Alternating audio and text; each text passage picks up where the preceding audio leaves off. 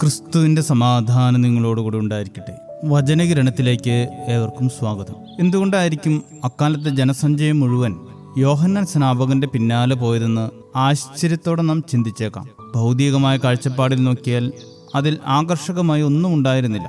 വേഷവിധാനത്തിൽ അയാളൊരു പരിത്യാഗിയായിരുന്നു. ഒട്ടകരോമം കൊണ്ടുള്ള പരുക്കൻ വസ്ത്രം ധരിച്ച, വെട്ടുക്കിളിയും കാട്ടുതേനും ഭക്ഷണമാക്കിയ ഒരു മനുഷ്യൻ. ശുശ്രൂഷ വേദിയാകട്ടെ വിശുദ്ധ നഗരമായ യെരുശലേമിലെ പകിട്ടുള്ള ദേവാലയങ്ങളിലോ സൗകര്യമുള്ള നഗരവീഥികളോ ആയിരുന്നില്ല. വന്യമായ യഹൂദ്യ മരുഭൂമിയിലായിരുന്നു അയാൾ നിലകൊണ്ടത്. ഇന്നത്തെ പല സുവിശേഷ പ്രസംഗങ്ങളിലും കാണുന്നത് പോലെ കേൾവിക്കാരെ ചിരിപ്പിക്കുന്ന തമാശകളോ മനം കുളിർപ്പിക്കുന്ന സുഖവാക്കുകളോ ആൾക്കൂട്ടത്തെ പിടിച്ചു നിർത്താൻ പാകത്തിലുള്ള അത്ഭുത പ്രവർത്തനങ്ങളോ അദ്ദേഹത്തിന്റെ കൈവശമില്ലായിരുന്നു. മറിച്ച് തന്റെ മുന്നിലെത്തുന്നവരുടെ മുഖത്ത് നോക്കി സർപ്പസന്തതികളെ എന്ന് വിളിച്ച് അവരുടെ പാപങ്ങളെ വെളിച്ചത്ത് കൊണ്ടുവരുന്ന ചാട്ടുളി പോലുള്ള സത്യങ്ങളാണ് അദ്ദേഹം വിളിച്ചു പറഞ്ഞത്. സാധാരണക്കാരനെന്നോ ഭരണാധികാരി എന്ന ഭേദമില്ലാതെ അനീതി കാട്ടിയ ഹെരോദാവിനെ പോലും വിറപ്പിച്ച നിശ്ചിതമായ വാക്കുകൾ. എന്നിട്ടും ആയിരക്കണക്കിന് ആളുകൾ ആ വാക്കുകൾ കേൾക്കാൻ മരുഭൂമിയിലേക്ക് ഒഴുകിയെത്തി. കാരണം ആ വാക്കുകളിൽ മനുഷ്യൻ ദാഹിക്കുന്ന സത്യത്തിന്റെ കരുത്തുണ്ടായിരുന്നു. ദിവസങ്ങൾ കടന്നുപോയി.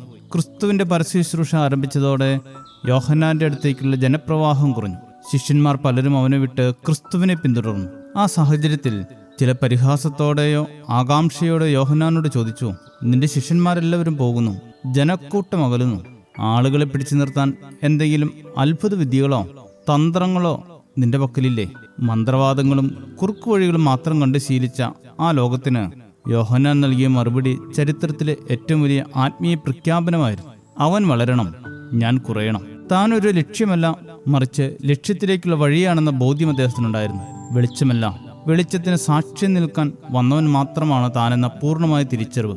ക്രിസ്തുവിന് വഴിയൊരുക്കുവാൻ പുറപ്പെട്ട യോഹന്നാനിൽ നിന്ന് ഇതല്ലാതെ മറ്റെന്ത് പ്രതീക്ഷിക്കാൻ? കാരണം അവൻ വിളിക്കപ്പെട്ടത് വഴിയൊരുക്കുവാനാണ്, പാത നിരപ്പാക്കുവാനാണ്. ആ ഒരു വിളി നമ്മുടെ മുൻപിലും ഉണ്ടെന്നത് മറക്കരുത്. ക്രിസ്തുവിന്റെ രണ്ടാമത്തെ വരവിലേക്കായി വഴിയൊരുക്കുവാനും പാത നിരപ്പാക്കുവാനും അനേകരെ അവനിലേക്ക് അടുപ്പിക്കുവാനുമുള്ള വിളി. മറ്റൊരു മുന്നോടിയാകുവാനാണ് നാമൊക്കെ വിളിക്കപ്പെട്ടിരിക്കുന്നതെന്ന് തിരിച്ചറിയേണ്ടിയിരിക്കുന്നു. മന്ത്രങ്ങളും കുറുക്കുവഴികളും ഒന്നും സാധ്യമാകാത്ത ഒരു വിളി. സ്നാപകനെ പോലെ വിളിക്കനുസരിച്ച് സ്വർഗരാജ്യത്തിനായി വഴിയൊരുക്കുന്നവരായി തീരാം. ശുഭദിനം നേരുന്നു. ദൈവം അനുഗ്രഹിക്കട്ടെ. അന്ധനു നയനം, ചെകിടനു ശ്രവണം, രോഗിക്കു സൗഖ്യം തിരുവചനം. ആത്മാഭിഷേകം നൽകും വചനം, യേശുവിൻ സ്നേഹം തിരുവചനം. കാറ്റും കോളും ദൂരയകറ്റും, ജീവിതഭാരം ലഘുവായി തീരും. കാറ്റും കോളും ദൂരയകറ്റും, ജീവിതഭാരം ലഘുവായി തീരും. ആത്മാവായ വചനം, ജീവനായ വചനം, യേശുവിന്റെ വചനം എന്നിൽ നിറയട്ടെ.